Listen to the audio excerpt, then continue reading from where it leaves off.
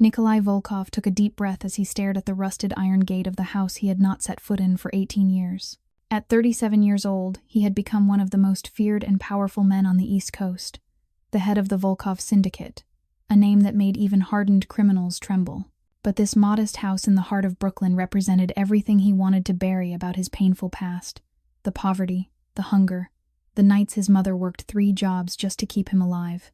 Now he needed to sell this property to erase the last trace of the weak boy he used to be. His right-hand man Victor stood beside him, hand instinctively reaching for his weapon when they noticed smoke rising from the chimney and fresh curtains hanging in the windows of what should have been an abandoned house.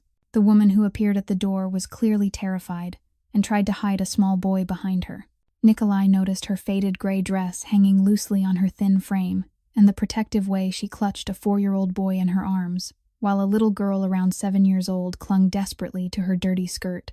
She could not hide the panic in her striking green eyes when she realized they had been discovered, but there was something else in those eyes. A fierce determination, the look of someone who had suffered too much to fear anything anymore. She spoke in a trembling voice, begging him to let her explain. Nikolai asked how they got in here while trying to maintain his cold composure as he observed the state of the house that should have been empty. The woman lowered her head and held the child tighter, then said her name was Amelia Hart, and the house had looked abandoned for years, and they had nowhere else to go. Nikolai studied her for a long moment, noticing the faded bruises on her wrists and the old scar peeking from her collar, and something deep within his frozen heart stirred for the first time in years. If you are enjoying this story, hit that like button and share it with someone who loves a good tale. Do not forget to subscribe so you never miss another emotional story like this one. Now let us continue to see what the most dangerous man in Brooklyn will do when he meets the one woman who might just change everything. Nikolai stood there for a long moment in silence, his cold, gray eyes never leaving the woman who was clutching the child tightly in front of him. He could have ordered Victor to throw them out immediately, could have called the police to have them arrested for trespassing, could have done anything a powerful mafia boss like him usually did to people who dared touch what belonged to him. But instead, he heard his own voice rise in its familiar chill, telling her she had 1 week, just 1 week, to find somewhere else and leave. Amelia lifted her head to look at him, her emerald gaze wide because she couldn't believe what she'd just heard. She stammered out her thanks, promising they'd go without causing any more trouble. Nikolai didn't respond, only turned and walked toward the sleek black Maybach waiting outside the gate. Victor hurried after him, his gaze full of questions, but he knew this wasn't the moment to ask. As the car rolled away from the worn-down street in Brooklyn, Nikolai glanced into the rearview mirror and saw Amelia still standing in the doorway, her thin silhouette pressed against the backdrop of the sagging house like a portrait of loneliness and despair. He faced forward again, jaw clenched as he tried to drive that image from his mind. Victor finally asked why he'd given them time instead of throwing them out right away, saying it didn't feel like Nikolai Volkov, the man who had never softened for anyone. Nikolai answered coldly that he simply didn't want to get tangled up with police and annoying paperwork, that a week wouldn't change anything, but they both knew it was a lie. All the way back to Manhattan, Nikolai couldn't stop thinking about those green eyes, about the way Amelia held her spine straight as she shielded the 2 children even though she was clearly trembling with fear, about the faint bruises on her wrist and the old scar half hidden at the edge of her collar. She didn't look at him with the kind of fear everyone else usually wore around him, but with the gaze of someone who'd endured too much pain to be afraid of anything anymore. That gaze was exactly like his mother's in those years when she was worn down from working herself to the bone just to raise him. When he reached the luxurious penthouse atop the tallest building in Manhattan, Nikolai went into his study and closed the door. He poured himself a glass of whiskey, then stood before the wall of glass, looking down at the city blazing with lights below. He'd built everything he had with blood and tears, with ruthlessness and no mercy. He'd killed every fragile feeling inside himself to become the man he was today. So why could one nameless woman with 2 children make him feel as if something was stirring inside the heart that had been frozen for so many years? Nikolai set the glass down and picked up his phone to call his lawyer. He said the sale of the house in Brooklyn would have to be delayed, maybe a month or longer. He hadn't decided.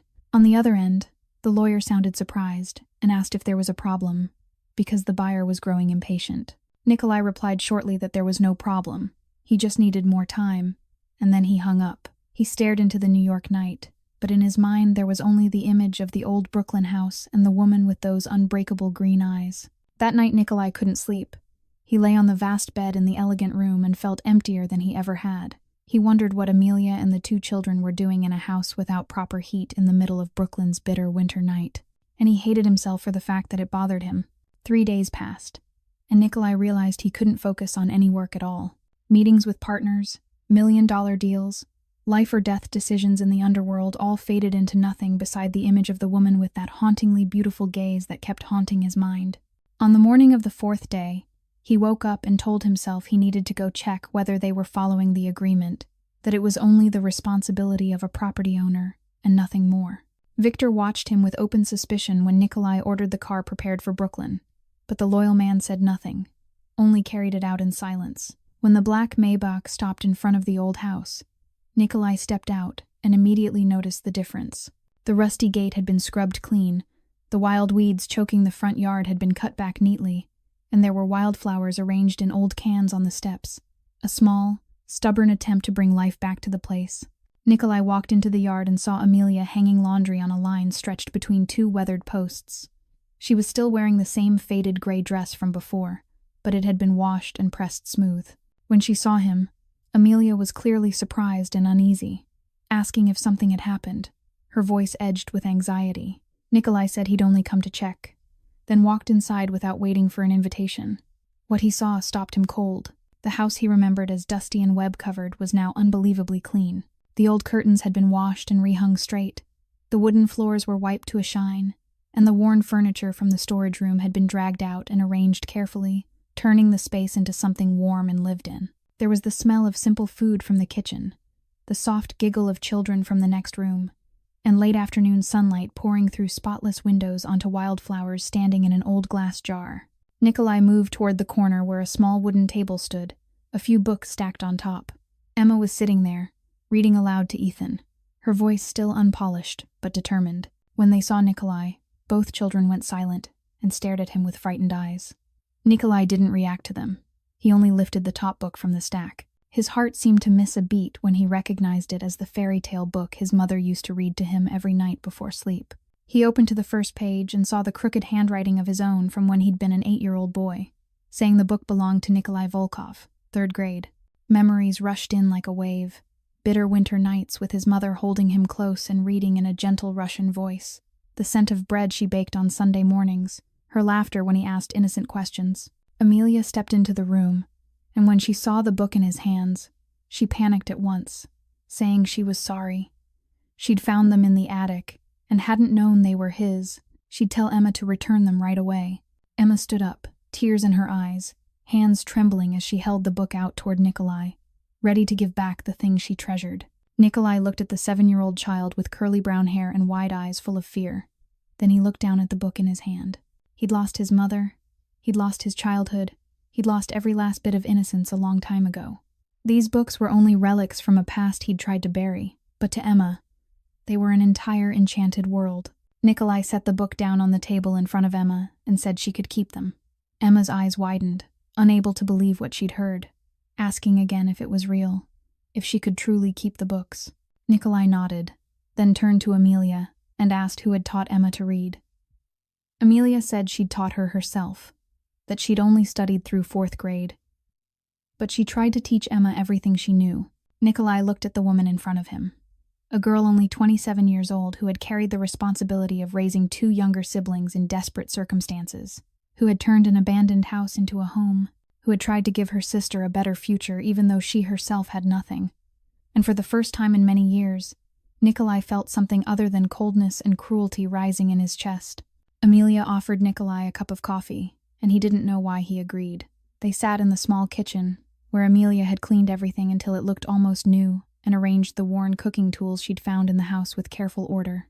Emma had led Ethan outside to play, and the laughter of the 2 children drifted in through the window frame like a strangely peaceful melody in Nikolai's life of violence. He took a sip of coffee and asked Amelia why she lived like this, why a young woman had to raise 2 younger siblings alone in an abandoned house.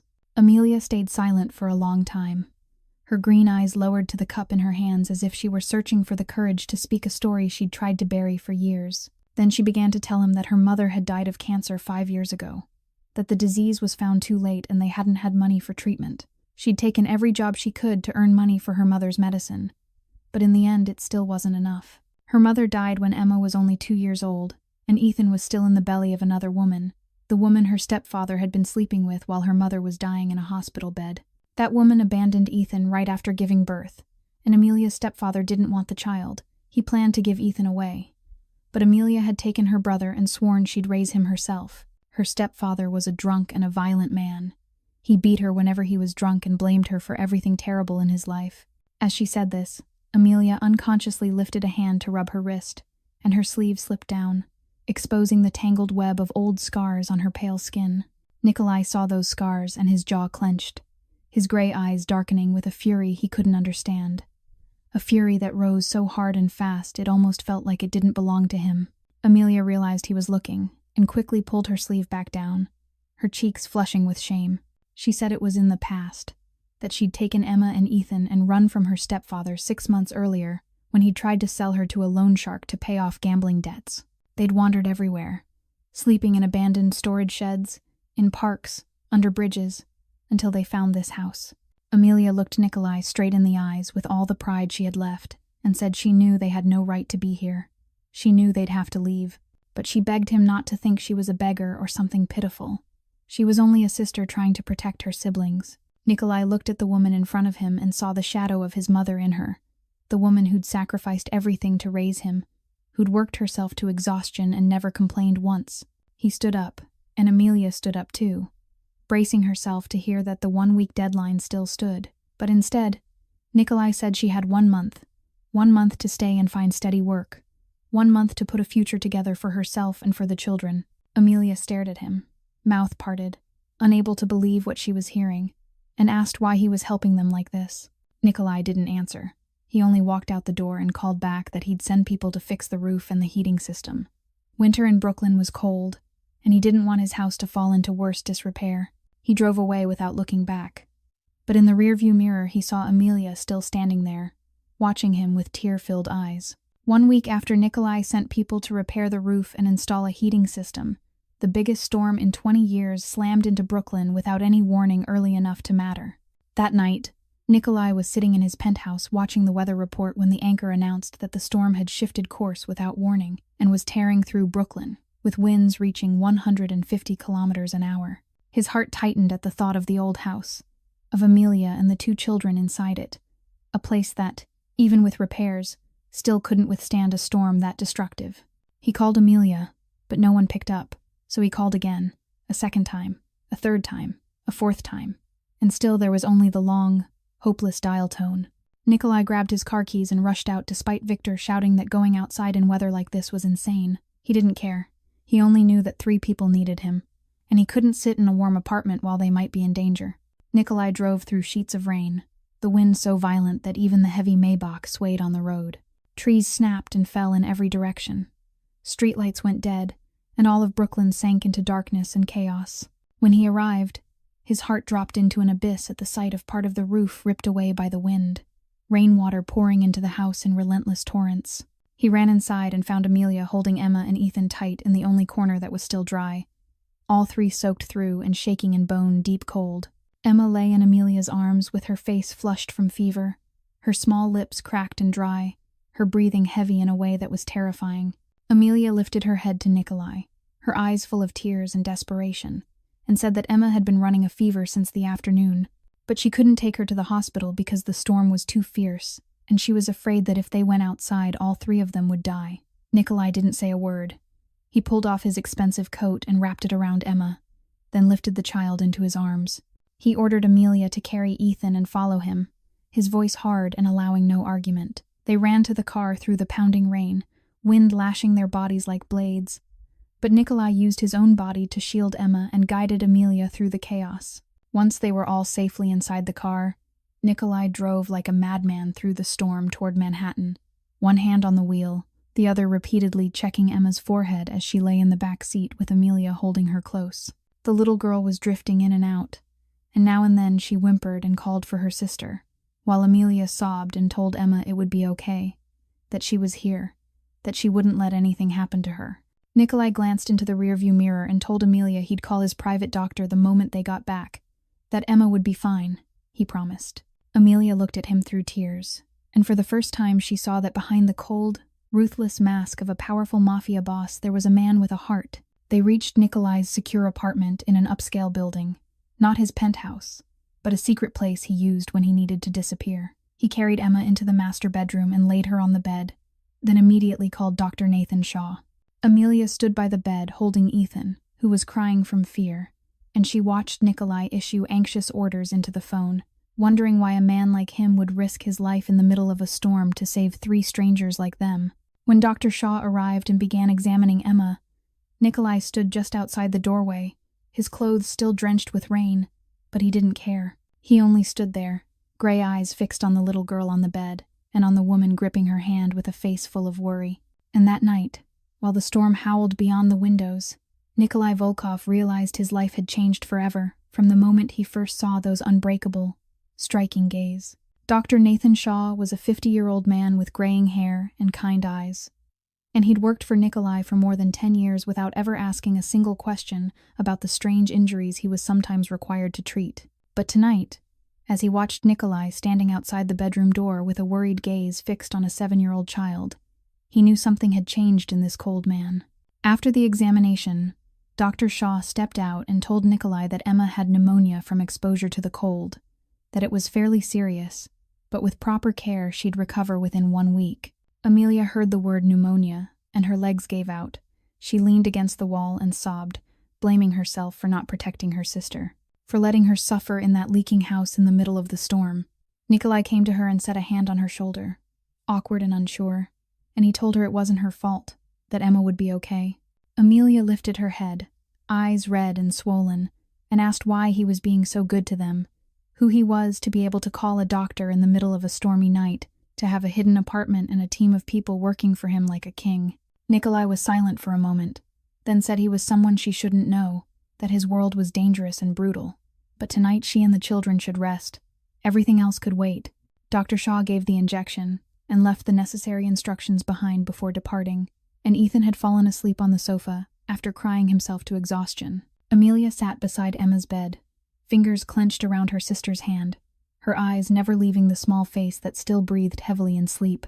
Nikolai brought her a cup of hot tea, then sat in the chair across from her, saying nothing, only keeping watch like a quiet night guard. When the clock struck 2 in the morning, Amelia turned to him and asked why he wasn't sleeping. He'd already done too much for them. Nikolai said he couldn't sleep, that he'd been used to staying up through the night for a long time. Amelia studied him for a moment, then asked if he could tell her about himself, because she wanted to understand why a man as powerful as he was would care about 3 homeless people like them. Nikolai looked out the window where the storm was still screaming beyond the glass, and he began to speak, for the first time in many years telling someone about his childhood. He told her about his mother, an immigrant woman from Russia who had raised him alone after his father walked away. She worked 3 jobs every day so he'd have food and clothes, and she read to him every night even when she was so exhausted she'd fall asleep in the middle of the story. She died from overwork when he was 19, and he'd sworn he'd never allow himself to be poor and powerless like that again. He climbed to the top of the underworld with blood and tears, with ruthlessness and no mercy. But sometimes he wondered whether his mother would be proud of the man he'd become. Amelia listened in silence. Then she reached out and took his hand, and she said she thought his mother would be proud because tonight he'd saved 3 lives, because deep inside him there was still the heart his mother had raised. Nikolai looked down at the small hand holding his and felt something warm spread through his chest, a sensation he'd forgotten for a very long time. They sat like that until the first light of dawn pierced the black storm clouds, as they finally began to break apart, their hands still clasped together as if it were the most natural thing in the world. While Nikolai and Amelia were living through rare moments of peace, somewhere else in the city the darkness was rising.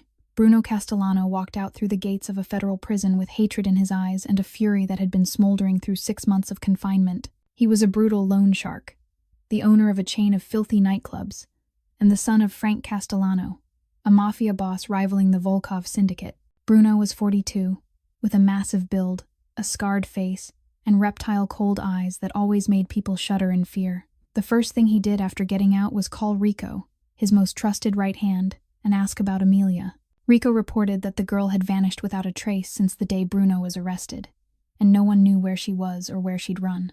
Bruno's teeth ground as he heard it. He smashed his phone against the wall and roared that he'd find the girl even if she hid at the very bottom of hell. Amelia was his property, a debt her stepfather had sold to him, and no one was allowed to take what belonged to Bruno Castellano. He'd spent 3 years breaking her, turning her from an innocent girl into an obedient thing in his club. He remembered perfectly how she trembled whenever he came close, remembered the sound of her crying and begging when he punished her for daring to try to run, remembered the long scar across her back that he himself had carved, a reminder that she belonged to him. And now the girl had dared to flee while he was in prison, dared to drag along 2 useless younger siblings and disappear as if she could ever escape him. Bruno ordered every one of his men to scour New York, and he put up a reward of $50,000 for anyone with information about Amelia Hart, a 27-year-old woman with brown hair and green eyes who was caring for 2 small children. Word spread fast through the underworld, and within 2 weeks, one of Bruno's underlings found the first lead. Someone had seen a woman matching the description living in an old house in Brooklyn, an area inside Volkov Syndicate territory. Bruno frowned when he heard the name Volkov. He knew who Nikolai Volkov was, knew he was dangerous enough that even his father had to tread carefully. But he didn't believe a powerful mafia boss like Nikolai would get involved with a nameless girl like Amelia. Rico suggested going to Brooklyn to verify the information, and Bruno agreed, warning Rico to be careful and not draw attention on Volkov territory. Rico took 2 underlings into Brooklyn one afternoon and started probing for news. He questioned the locals, pretending he was looking for a missing relative, and finally an old woman in the neighborhood accidentally revealed that a young woman with 2 children had been living in the abandoned house at the end of the street a few months ago, but recently she'd been picked up by a wealthy man after the night of the great storm. Rico returned and reported to Bruno, and when Bruno heard it, his eyes looked ready to burst with rage. A wealthy man had come and taken Amelia away, which meant someone was holding his property. Bruno decided he would find out who that man was and make him pay dearly, because no one was allowed to steal what belonged to Bruno Castellano without suffering the consequences. The next morning, Victor walked into Nikolai's office with a grave expression and reported that someone was asking questions about Amelia in the Brooklyn area. Nikolai, seated behind his desk, lifted his head at once, his gray eyes turning cold in an instant as the words landed.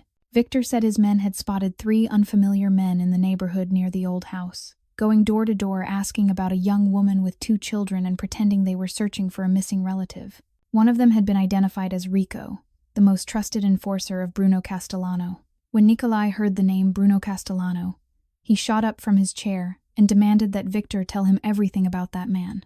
Victor explained that Bruno was the son of Frank Castellano, one of the Volkov Syndicate's long-standing rivals, and that he'd gotten out of prison 2 weeks ago after serving 6 months for illegal weapons possession. Bruno was notorious for brutality, running a loan shark network and owning multiple infamous nightclubs across the city. Nikolai ordered Victor to dig deeper into the connection between Bruno and Amelia. He wanted everything, every smallest detail, nothing missed. 2 days later, Victor returned with a thick file and a face gone bleak, as if what he'd found was worse than even he had expected. Nikolai opened the file and began to read, and with every page he turned, his jaw tightened harder, his eyes darkening as rage started to boil through his veins. The file stated that Amelia's stepfather had sold her to Bruno more than 3 years ago to pay off a gambling debt worth $50,000. Amelia had been only 24 then, a young woman who'd just lost her mother and was raising 2 small siblings on her own. Bruno had turned her into property, keeping her locked in an apartment and forcing her to work in his nightclub like a decorative piece meant to entertain his guests. The file included photographs Victor had gathered through underworld sources, images of Amelia with bruises on her face and body, with eyes hollow and hopeless, the look of someone whose spirit had been broken. There was a medical report from an underground clinic stating Amelia had been admitted twice during those 3 years, once for broken ribs and once for severe blood loss from an injury across her back, the long scar Nikolai had glimpsed before. She had tried to escape twice, and both times Bruno found her. The first time he beat her until her ribs broke to teach her a lesson. The second time he used a knife to carve a long line across her back as a warning that next time she wouldn't come back with only a scar. Nikolai finished the file and threw it onto the desk, his hands shaking with anger he could barely contain. He had killed men. He had done ruthless things in the underworld, but he had never treated a woman that way. His mother had taught him that a real man never lays a hand on women and children, and Bruno Castellano had violated that rule in the most disgusting way possible. Victor asked Nikolai how he wanted to handle it, and Nikolai answered in a voice cold as ice that first he needed to speak with Amelia. He needed to hear the truth from her own mouth, and after that, Bruno Castellano would pay for every tear and every scar he had left on her. Nikolai went to the safe apartment that afternoon, where Amelia and the children were staying after the stormy night. Emma was much better and was sitting on the sofa reading with Ethan, the two of them laughing and playing, unaware that the shadow from the past was slowly closing in. Amelia opened the door and her face brightened when she saw him, but that smile died fast when she noticed how rigid his expression was, how unusually cold those gray eyes looked. He stepped inside and asked to speak with her alone, his voice so low and grave that Amelia felt a chill slide down her spine. She led him into the kitchen and closed the door so the children wouldn't hear. Nikolai stood across from her and asked bluntly who Bruno Castellano was and why he was combing all over Brooklyn looking for her. Amelia looked as if she'd been struck by lightning at the sound of that name, her face draining white, her legs shaking so hard she had to grip the table to keep from collapsing. In a thin, broken voice, she asked how he knew about Bruno, and Nikolai said he knew everything that happened on his territory, that Bruno was looking for her and he needed the truth. Amelia closed her eyes and tears began to trail down her cheeks, because she knew she couldn't hide it anymore. She knew this moment would come sooner or later. She began to tell him, this time not in fragments like before, but the whole story of the 3 years of hell she'd lived through. She told him about the night her stepfather, drunk, dragged her in front of Bruno and declared she belonged to him from that moment on to settle the debt, about the way Bruno looked at her like merchandise and nodded his agreement.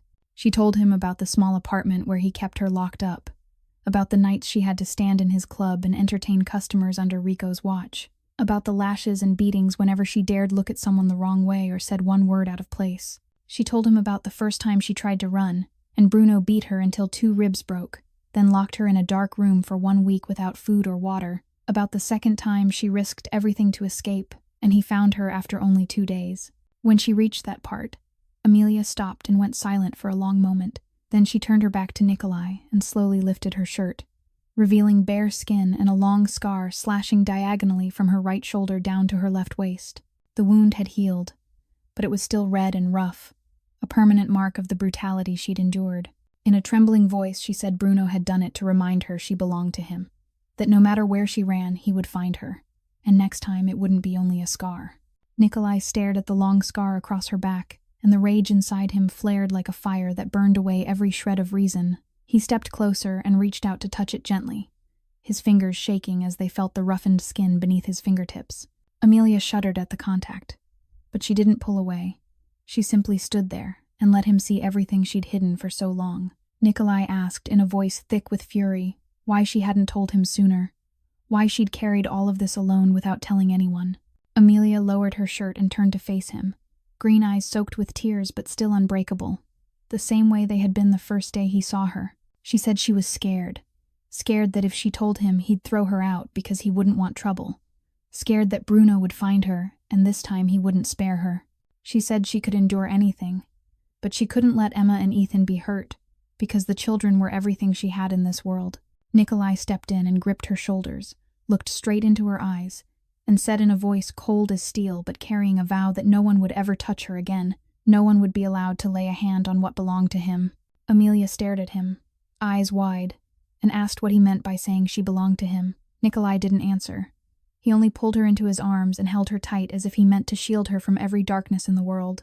And in that warm embrace, Amelia sobbed for the first time, not from pain or fear, but because at last she felt safe. Immediately after his conversation with Amelia, Nikolai called an emergency meeting with every senior member of the Volkov syndicate. They gathered in a secret meeting room beneath the basement of a Russian restaurant Nikolai owned in Manhattan, a place where no listening device or surveillance could ever penetrate. Victor stood to Nikolai's right, as always, while 12 other men sat around a massive oak table, all of them silent, waiting for their leader to speak. Nikolai stood at the head of the table and declared in a voice that allowed no disagreement that from this moment on, Amelia Hart and her 2 younger siblings were under the protection of the Volkov syndicate, and anyone who laid a hand on them would face the full force of the organization.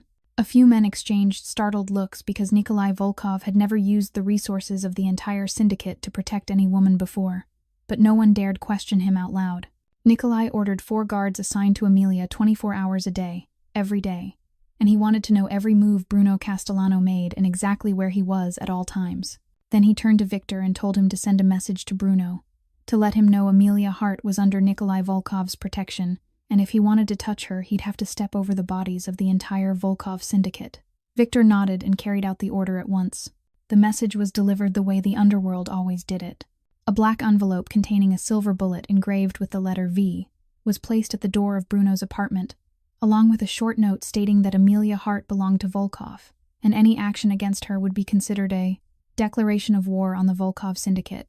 Bruno was sitting in his living room when Rico brought the envelope in, and he opened it. And when he read the line on the paper, he roared like a wounded beast and hurled the glass table in front of him into the wall until it shattered. He couldn't believe Nikolai Volkov, the boss of the Volkov syndicate, would dare interfere in his business, would dare declare ownership over something Bruno had spent 3 years breaking into obedience. Bruno asked Rico with a voice full of hatred what Nikolai Volkov had to do with Amelia and since when the girl had been protected by someone that powerful. Rico shook his head and said he didn't know. But it seemed Amelia had been living in Nikolai's old house in Brooklyn for months, and somehow she'd caught the Mafia boss's attention. Bruno ground his teeth and decided he needed help from someone strong enough to stand against Volkov. He drove to his father's mansion in the suburbs of New York and stormed into Frank Castellano's study with rage on his face. Frank was 65, with white silver hair and eyes sharp as knives, one of the most seasoned Mafia bosses on the East Coast, and he'd been locked in conflict with the Volkov syndicate for decades. Bruno told his father everything and demanded he help him take Amelia back, saying it wasn't only personal, it was a matter of the Castellano family's honor. Frank listened in silence, then sighed and said his son was playing with fire, that Nikolai Volkov wasn't someone to toy with, he was a cold-blooded monster who would burn the whole world down if anyone touched something he cared about. Bruno argued that Amelia was only a nameless girl, that there was no reason Nikolai would risk a war with the Castellanos over her. Frank looked at his son with a troubled gaze and said that if Nikolai had publicly declared protection over that girl, it meant she mattered to him, and that made everything far more dangerous. But in the end, Frank still agreed to help his son. He said he would contact allies and prepare forces, but Bruno had to promise he wouldn't act rashly before everything was ready. Bruno agreed, and as he left his father's mansion, he stared toward Manhattan with hatred in his eyes and swore he would personally kill Nikolai Volkov and drag Amelia back to his side no matter what it cost. Despite the shadow of war hanging outside, the weeks that followed became the most peaceful time Amelia had known in many years. Nikolai came to visit her and the children every day, sometimes in the morning before he went to work, sometimes in the evening after tense meetings with members of the organization. He told himself he was only checking on security, that it was the responsibility of a man who had declared he would protect them, yet deep down he knew it was only an excuse to see Amelia's smile and hear the laughter of the 2 children. Emma was the first child to crack the ice around Nikolai. She wasn't afraid of him anymore the way she had been on the first day, and instead she would run to the door whenever she heard his car, eyes shining, calling out loudly that Mr. Nico was here. The first time he heard her call him that, Nikolai froze, not knowing how to react, his heart feeling strangled by a strange emotion he couldn't name. Amelia tried to correct the way Emma addressed him, but Nikolai stopped her and said Mr. Nico was fine. He didn't mind. From then on, Emma always called him Mr. Nico and told him about the books she was reading, about the pictures she was drawing, about her dream of becoming a lawyer so she could protect the weak the way Sister Amelia did. Ethan was even younger, and the boy didn't talk much, but he showed affection in his own way. Every time Nikolai arrived, the 4-year-old would run over and lift both arms, asking to be picked up, his big round eyes looking at Nikolai with the absolute trust only children can give to adults. The first time Nikolai lifted Ethan into his arms, the boy wrapped his arms around Nikolai's neck and rested his head on Nikolai's shoulder, as if it were the safest place in the world. Victor watched that scene with wide eyes, unable to believe it, because he'd never seen Nikolai Volkov hold a child, never seen that softened expression on the face of the leader who was usually cold as ice. In the evenings, Nikolai began staying for dinner with them. Amelia cooked simple meals from ingredients he'd had delivered, and the small kitchen filled with warm conversation and laughter. Nikolai taught Emma how to play chess at the dining table, while Ethan sat in his lap watching, and now and then he would reach out to poke at the pieces. Amelia stood in the kitchen doorway watching the scene, her heart feeling as if it might break from happiness, because this was something she'd never dared to dream of through the dark years she'd endured. One evening, after the children had fallen asleep, Amelia and Nikolai sat on the sofa talking. She asked if he remembered how many times he'd come to see them, and Nikolai said he hadn't counted. Amelia smiled and said she had counted, that this was the 18th consecutive day he'd come, and she wanted to thank him for everything he'd done for them. Nikolai looked at her and said he didn't need her thanks. He was doing this because he wanted to, not because of duty. Amelia asked why he wanted to, because he was a powerful man with the world in his hands. So why would he spend time on 3 nameless people like them? Nikolai was quiet for a long time. Then he said that when he was with them he felt like he was alive, that his luxurious penthouse had never been a home. But this place, with Emma's laughter and Ethan's hugs and her smile, this place made him feel as if he had a family. Amelia heard those words and her eyes filled with tears, and she said she felt the same, that he'd given them more than shelter. He'd given them a sense of belonging she thought she'd lost forever. That night, when Nikolai left, he turned back to look at the apartment glowing with warm light and realized his frozen heart had begun to melt at some point, without him even noticing. 1 week later, on a bright moonlit evening, Nikolai came as usual and stayed for dinner with Amelia and the children. Emma and Ethan had grown so used to his presence that they no longer treated him like a guest, but like a member of their small family. After the children had fallen sound asleep, Amelia invited Nikolai out onto the balcony to look at the moon, because tonight the sky was crystal clear and the full moon poured light over the city like a blanket of silver. They stood beside each other in silence for a long moment, the night wind carrying the chill of autumn. Yet neither of them felt cold because the warmth of the other seemed to spread through the air. Amelia turned to Nikolai and noticed his eyes were fixed on something far away, somewhere beyond reach, and she asked what he was thinking about. Nikolai was quiet for a moment, then began to talk about his mother, not in fragments like on the stormy night, but in the deepest memories he'd never shared with anyone. He told her his mother's name was Irina, that she came to America when she was 20 years old with one small suitcase and one big dream of a better life.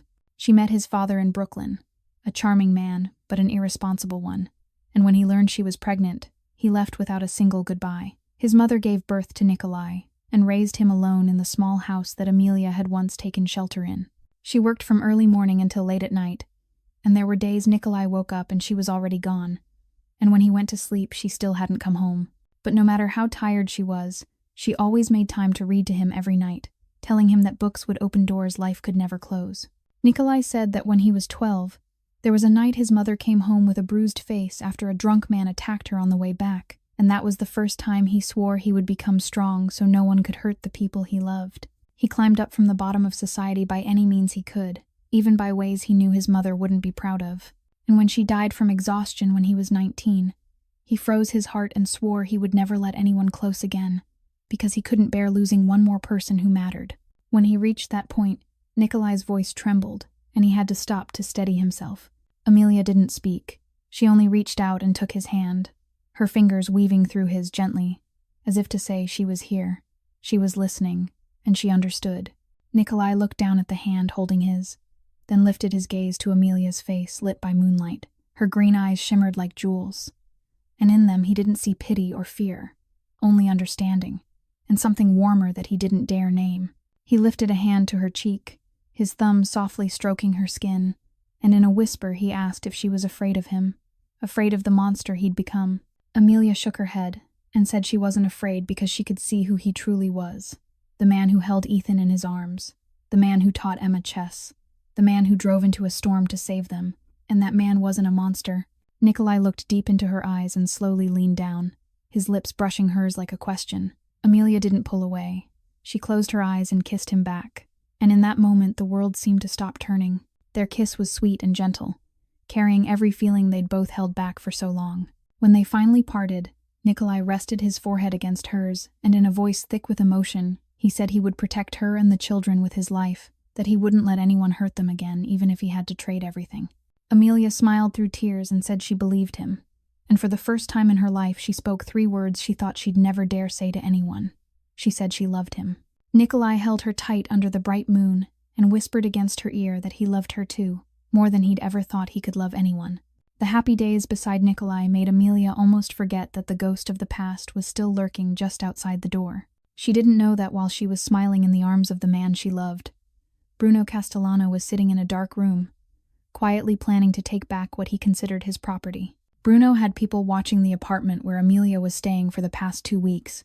He knew her schedule, knew when Nikolai's security detail changed shifts, knew she took her siblings to school every morning at 7:30. He also knew he couldn't confront Volkov's men head-on, because that would ignite a full-scale war before his father had time to prepare their forces. So he chose a more intricate plan, a plan that would be too late to stop by the time Nikolai understood what was happening. Rico was assigned to carry it out, and he bribed a delivery worker to replace the guard's morning coffee with coffee laced with a sedative. On that fateful morning, Amelia woke with a smile on her lips because Nikolai had stayed the night before, and they'd talked until late about the future, about dreams they'd both thought they'd lost long ago. She woke Emma and Ethan, helped them get dressed, and prepared breakfast like she did every day. When she opened the door to take them to the car, she noticed the two guards sitting in the hallway looked unusually sluggish, and one of them was even nodding off in his chair. She was about to ask if they were all right when three unfamiliar men appeared from the stairwell, faces covered, moving fast as lightning. Amelia screamed and shoved Emma and Ethan back into the apartment, yelling for them to run into the bedroom and lock the door. Emma pulled Ethan into the bedroom while Amelia tried to slam the apartment door shut, but one of the attackers caught it in time and stopped it. She recognized Rico among them even with the mask on, because she could never forget those venomous eyes. Rico gave a vicious smile and said Bruno missed her, and he'd come to bring her home.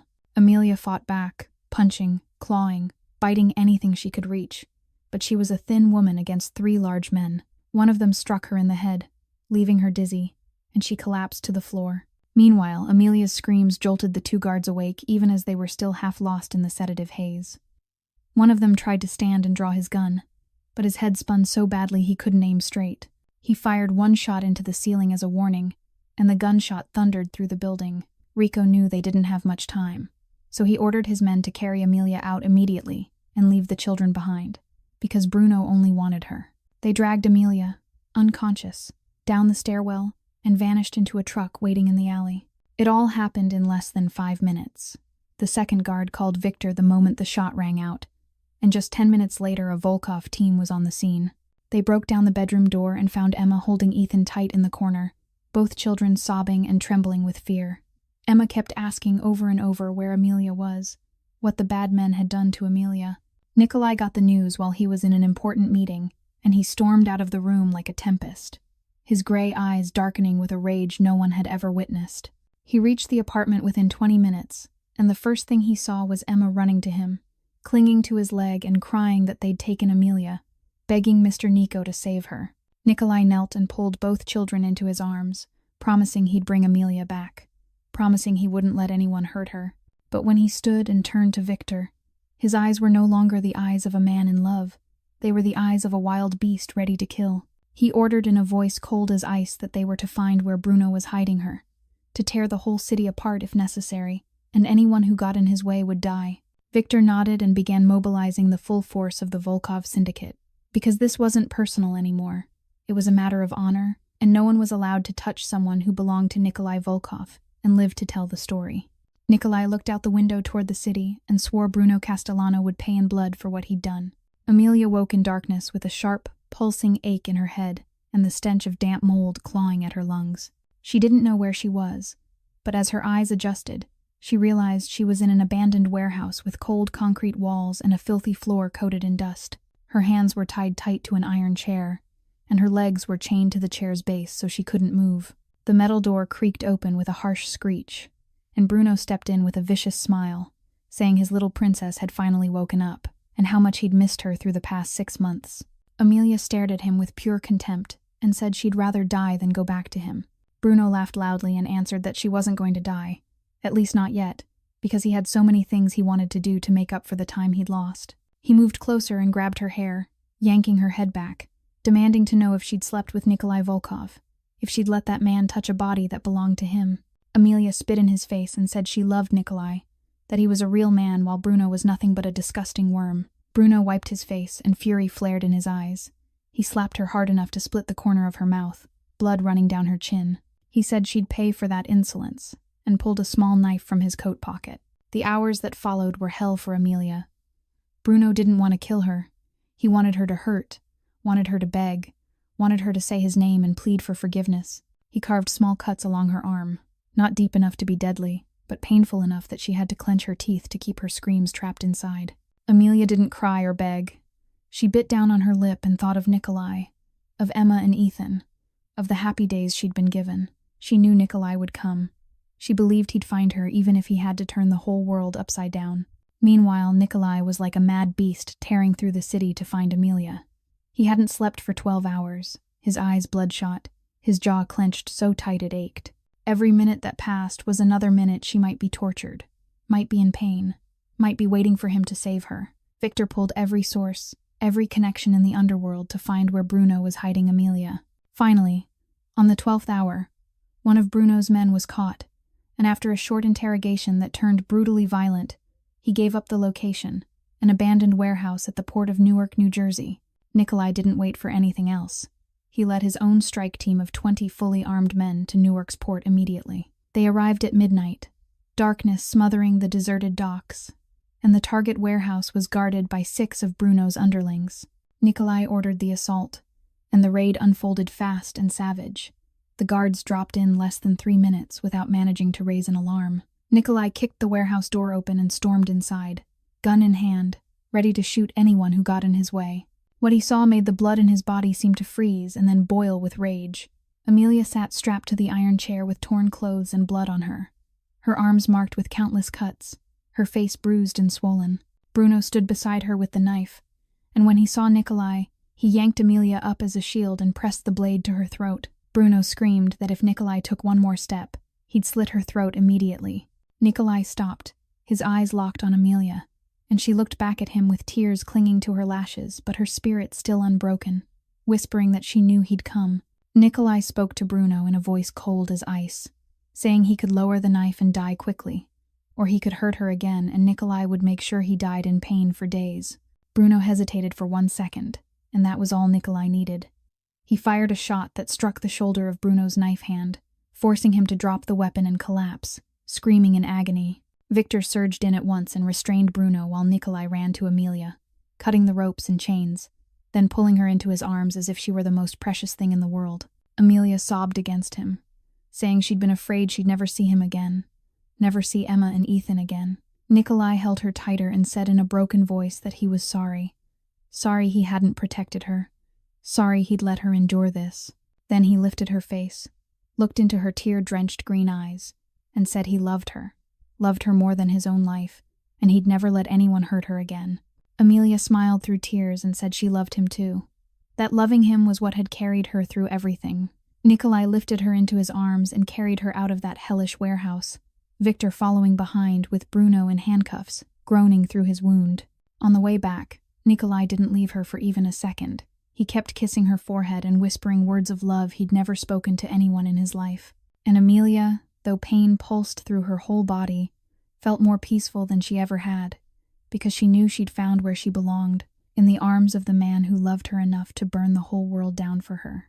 News of the raid and the fact that Bruno had been shot and taken into custody spread through New York's underworld in just a few hours. Frank Castellano received the report while he was asleep, and he erupted in rage, smashing whatever was within reach and roaring that Nikolai Volkov would pay in blood for what he'd done to his son. The next morning, Frank sent an official message to every gang and organization in the city, declaring that the Volkov syndicate had attacked the Castellano family, and that this was an act of war, and that anyone who stood with Nikolai would be considered an enemy of the Castellano family. That message hit the underworld like a bomb tossed into a room already filled with gas. Nikolai's allies began to grow anxious, and some reached out to voice their concern. They asked whether this war was worth it, whether one woman was worth sacrificing business ties and the stability they'd spent years building.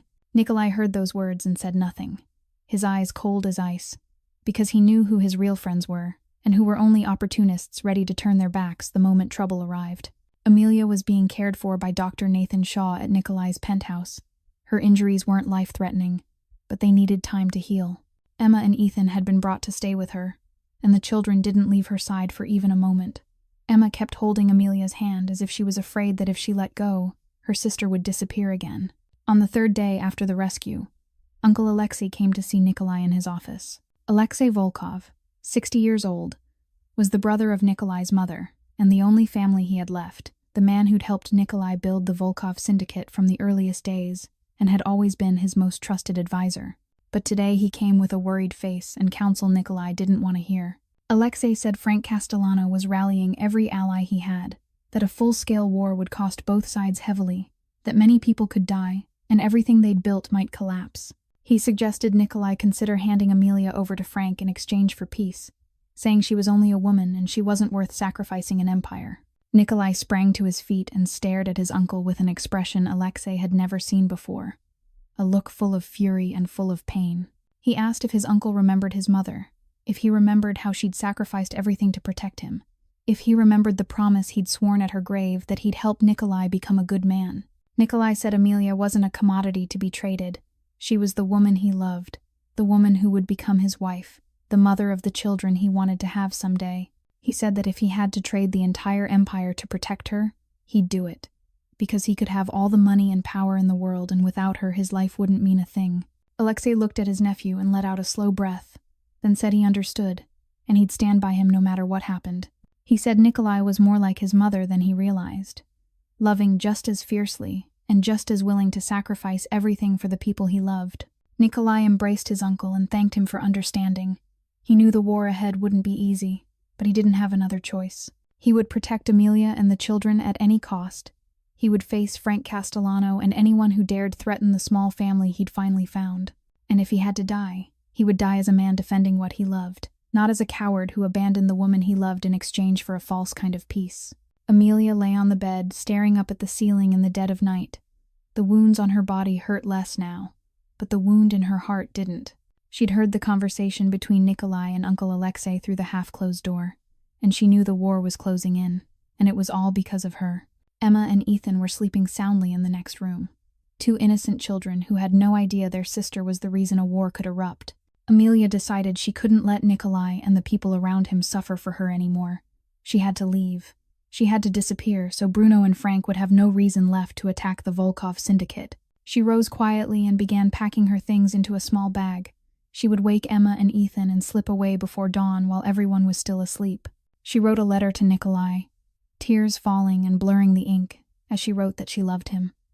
But she couldn't let him die for her, that he deserved happiness with someone who didn't carry a past as tangled as hers. She had barely folded the letter when the bedroom door flew open, and Nikolai walked in, his eyes bloodshot from sleeplessness and his face tight with anger. He asked what she was doing in a voice gone cold, and when he saw the packed bag on the bed, he understood everything. He strode over, snatched the letter from her hand and skimmed it, then crushed it in his fist and threw it to the floor, fury blazing in his eyes. He demanded what she thought she was doing, whether she thought she could leave as if he didn't exist, whether she thought he'd let her walk away from him again. Amelia cried and said she was doing it because she loved him, because she didn't want him to die or lose everything because of her, because she was only an ordinary girl and he was the head of an empire. Nikolai stepped in, grabbed her shoulders, and stared straight into her eyes as he said she didn't understand anything, that his empire meant nothing without her, that he'd been living like an empty shell for the past 18 years until he met her. He told her she'd awakened the dead heart inside him. She'd given him a reason to become better. She'd given him a family he thought he'd never have. Amelia shook her head and said she didn't deserve everything he'd done for her, that she was only a girl who'd been sold like merchandise and beaten like an animal. Nikolai cupped her face in both hands and said her past didn't define her, that she was the strongest woman he'd ever met, the woman who had raised 2 siblings alone in desperate circumstances, the woman who had never given up even when life drove her to the edge of hopelessness. Then Nikolai did something she never could have imagined. He dropped to one knee in front of her and pulled a small velvet box from his coat. He opened it, and inside was a simple silver ring with a small stone that caught the light, and he said it had been his mother's ring, the only thing she'd left him, and he wanted her to wear it as a promise that she would stay with him forever. He asked if she would agree to be his wife, if she would agree to let him protect her and the children for the rest of his life, if she would agree to build a real family with him. Amelia looked at the man kneeling in front of her, the most powerful mafia boss on the East Coast, down on one knee proposing to a woman who had nothing but 2 children and a past made of scars. She cried and nodded, and she said yes, she would be his wife. She would stay with him no matter what came. She would face everything beside him and never run again. Nikolai rose and slid the ring onto her finger, then kissed her with all the love and relief he'd been carrying through days of tension. When they finally parted, he rested his forehead against hers and whispered that she had turned him into the kind of man his mother would be proud of. Amelia smiled through tears and said she would try to be worthy of the ring, and worthy of the love he gave her. That night they lay together until the first light of dawn, and Amelia knew that no matter how brutal the war ahead might be, she would never leave this man again. After the night of the proposal, Nikolai knew he couldn't let the war drag on any longer, because every day that passed was another day. Amelia and the children had to live in fear. He needed to end it decisively, but not with blood and violence, with strategy, by forcing Frank Castellano to destroy himself. Nikolai had secretly collected evidence of the Castellano family's illegal operations for years, from drug trafficking to money laundering and contract killings. He had documents, recordings, witnesses ready to testify, and Frank had never suspected a thing. Nikolai had never used any of it because in the underworld there was an unspoken rule that you never run to the police. But this time Nikolai was willing to break that rule to protect his family. He contacted an FBI agent he knew who had been chasing the Castellano case for years, and offered an exchange of information on the condition that the Volkov syndicate would be granted immunity from prosecution. The agent agreed because the evidence Nikolai provided was enough to lock Frank and Bruno up for the rest of their lives. 1 week later, the FBI carried out the largest raid in the city's history against the Castellano family's operations. Frank was arrested at his mansion along with more than 24 high-level men. And Bruno, still in the hospital from the wound he took the night Amelia was rescued, was handcuffed right on his hospital bed. Additionally, the authorities tracked down Amelia's stepfather, charging him with child endangerment and human trafficking, ensuring he would spend his remaining years behind bars alongside the Castellanos. The news spread through the underworld, and everyone understood that Nikolai Volkov had won without firing a single additional shot. Some criticized him for breaking the rule, but most admired his intelligence and his ruthlessness, because only Nikolai Volkov would dare turn the FBI into his weapon. When Amelia heard Frank and Bruno had been arrested, she couldn't believe it. She had braced herself for a bloody war, had prepared to lose Nikolai at any moment, and now the ghost that had haunted her for years was finally gone. She held Nikolai tight and sobbed, not from grief but from relief, because for the first time in her life she felt truly free. 3 months later, when everything had settled and Amelia's injuries had fully healed, Nikolai held their wedding at the old house in Brooklyn, where it had all begun. The house had been completely renovated, but it still kept the warm, simple feeling Amelia had created when she first turned it into a home. The wedding was small, with only about 30 guests, most of them Nikolai's closest people, along with a few women from the domestic violence support center Amelia had come to know during her recovery. Victor stood beside Nikolai as the witness, and that loyal man cried when he saw Amelia walk in wearing a simple white dress that still looked breathtaking. Emma was the little flower girl in a pink dress, with a wreath of flowers on her head, and Ethan wore a tiny suit and carried the ring pillow with an adorably serious face. When Amelia reached Nikolai, he looked at her as if he was seeing an angel, and his gray eyes shone with a light Victor had never once seen through all the years he'd stood at his side. They exchanged vows to love and protect each other for life, to face every hardship together, and to build a happy family. When Nikolai kissed his bride, everyone clapped, and Emma jumped up cheering while Ethan simply stood there grinning from ear to ear. Uncle Alexei sat in the front row wiping away tears, whispering to the person beside him that his sister was surely smiling in heaven to see her son happy like this. After the ceremony, Nikolai and Amelia announced something else. They had officially completed the adoption paperwork for Emma and Ethan, and from now on the children would carry the Volkov name and would be their children under the law. Emma cried when she heard it and threw her arms around Nikolai, the man she now called Dad Nico, while Ethan climbed into his lap, kissed his cheek, and said he loved him. Nikolai gathered both children into his arms and looked at Amelia with tears in his eyes, telling her he had everything he'd ever wanted, a loving wife and wonderful children. That night, after all the guests had gone, the little family of 4 sat together in the living room of the old house. Emma read to Ethan from the very books Nikolai had let her keep on the first day they met, while Nikolai and Amelia sat beside them watching with eyes full of love. Amelia rested her head on her husband's shoulder and said she couldn't believe life had changed so much in only a few months, from a homeless girl on the run to the wife of one of the most powerful men in the city. Nikolai kissed her forehead and said she'd given him more than he'd ever given her. She'd given him a reason to live and to become a better man. And in the small Brooklyn house that had once witnessed Nikolai's poor childhood and Amelia's months of running, there was now nothing but laughter and the happiness of a real family. 5 years after the wedding, life for the Volkov family had changed completely in ways no one could have predicted.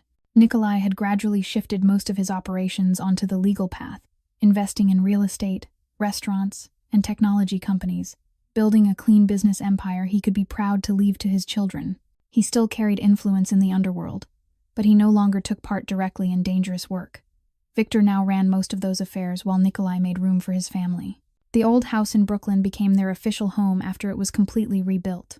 Nikolai wanted his children to grow up where he'd lived his own childhood, so they'd understand there was nothing shameful about humble beginnings and that real success comes from love and perseverance. Amelia gave Nikolai a bright, beautiful little girl 2 years after the wedding, and they named her Natasha after Nikolai's mother. Natasha had her father's gray eyes and her mother's brown hair. She was the light of the whole family, and she was adored by Emma and Ethan. Emma was 12 now, just as smart and hardworking as she'd been the first day Nikolai met her. She still loved reading and had declared she would become a lawyer to protect women and children who'd been abused like Amelia once was. Ethan was 9, a boy who clung to Dad Nikolai and wanted to become a doctor so he could heal people. Amelia wasn't only a wonderful wife and mother, she also found a mission that belonged to her alone. She opened a support center for abused women right there in Brooklyn, where she'd lived through her darkest days. The center offered safe shelter, legal support, and job training for women trying to escape toxic relationships. Amelia spent her time listening to their stories, sharing what she'd lived through, and giving them hope that life can change if they're brave enough to take the first step. 10 years later, when Natasha was 8, Emma 17, and Ethan 14, the Volkov family had become a symbol of change and hope. Nikolai had fully walked away from the underworld and became a respected businessman. He donated often to charities and mentored young people from difficult backgrounds the way he once was. Amelia's center had expanded into a network with 5 locations across New York and had helped more than 1,000 women rebuild their lives. Emma had been accepted into a prestigious law school and was on her way to making her dream real, and Ethan had earned a full scholarship to a top medical school. Victor was still beside the family like a beloved uncle. He'd retired and spent his days teaching Ethan chess and telling Natasha adventure stories from his younger years. Uncle Alexei passed away peacefully at 75, surrounded by those who loved him, and Nikolai cried like a child at his funeral. On an autumn evening, the whole family sat together around the dinner table in the Brooklyn house. Natasha was talking about her first day of school. Emma was helping Ethan study, and Nikolai was looking at his wife with the same unwavering love even after 10 years. Amelia caught that look and smiled, asking him what he was thinking about. Nikolai said he was thinking about the first day he'd seen her standing at the door of this house, eyes full of fear and yet full of fierce strength, and he still couldn't believe that woman had completely changed his life. Amelia took her husband's hand and said she couldn't believe the cold, terrifying man from that day had become the love of her life, the man who'd pulled her out of the dark and given her a family she'd never dared to dream of. They kissed, and all 3 children groaned and teased that Mom and Dad were being sweet again, laughter filling the house like a song of happiness. The story of Nikolai and Amelia is proof that no past is too dark to rise above.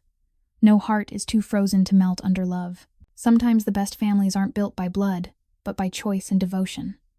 Sometimes miracles happen when we dare to open our hearts to strangers and give them a chance to become part of our lives. And sometimes, the people life has treated most cruelly are the ones with the kindest hearts, because they understand the value of goodness and compassion. If you're enjoying this story, please hit the like button and share this video with the people you love.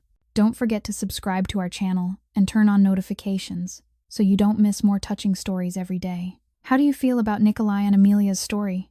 Do you believe love can change a person? Have you ever met someone who changed your life completely? We'd truly love to hear what's in your heart.